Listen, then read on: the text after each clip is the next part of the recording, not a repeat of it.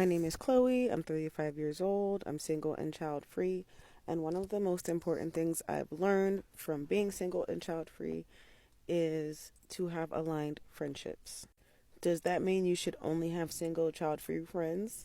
No, but most of them should be single and child free like you because you have similar lifestyles. Most of your friends with children and spouses will not be able to show up for you the way that your friends who are single and child free like you will be able and willing to show up for you. That's not a dig at your friends with children and spouses. It just makes the experience a lot easier. You'll always feel a little bit out of place when you're hanging out with your friends that do have children and spouses because they have a way of making you feel like a second class citizen. Not on purpose, just they have a way of making it seem like you're waiting for something or you're missing out on something or there's something a little bit off with you for not valuing the things that they value. As we get into our older age, it's important to have conversations with our friends who match our lifestyles. For example, my best friend in the whole wide world, she is 39 years old and she's also single and child free. Our friendship blossomed over time because every day when she got off work, I would text her and we would go walking 10,000 steps together while we would share all of the things that we were going through, our dreams, our aspirations, and our manifestations. We talked about what we wanted for ourselves in our 40s, what countries we wanted to visit, what trips we wanted to take, where we wanted to buy our first properties, and we're pretty much living that out now. Even though I moved away from my best friend, we're still very close and we still see each other and we still go on trips together and we still visit each other. We spend holidays together. We've gone on trips together. We do our hobbies together, which happens to be roller skating. I met her on the roller skate scene.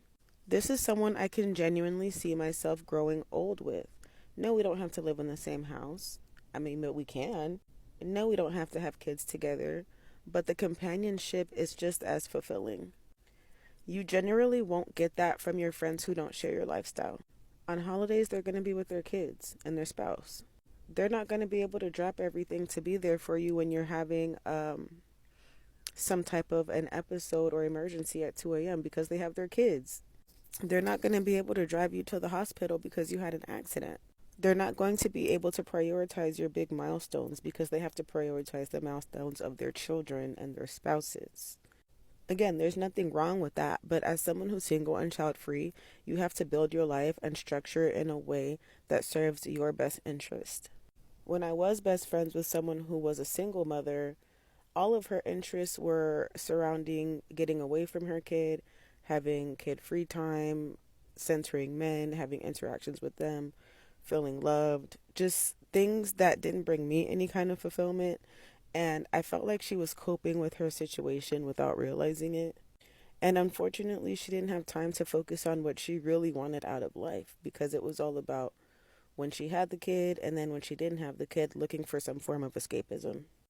This isn't to judge anyone or their lifestyles. I'm just saying if you are single and child free and choose to stay that way, you need to be finding friendships and relationships that are aligned with your lifestyle and that can serve your lifestyle in a way that is fulfilling for you.